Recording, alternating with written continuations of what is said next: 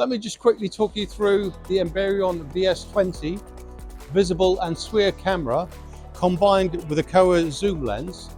That's what we're demonstrating here at Enforcetac 2025, and we have the zoom lens set up, and you can see in the distance there's a stand over there called Cyan, but if you move in closer and look at the output from the camera, there's a laser dot flashing away, and this is the dot of a laser rangefinder, which can be seen with the shortwave infrared camera and cannot be seen with a normal regular camera.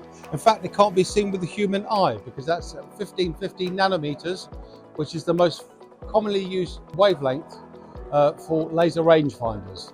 In addition to that, we have a demonstration here with LEDs at 5 different wavelengths: 1050 nanometers, 1450 nanometers, 1650 nanometers, 1750 nanometers, and of course 1900 nanometers. But all of these wavelengths cannot be seen to the human eye.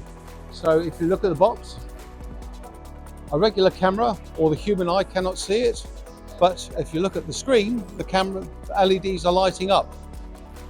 So the key benefit of the VS20 camera is that it operates from 400 to 2000 nanometers, and it's got extremely high dynamic range, so you can deal with broad contrast levels.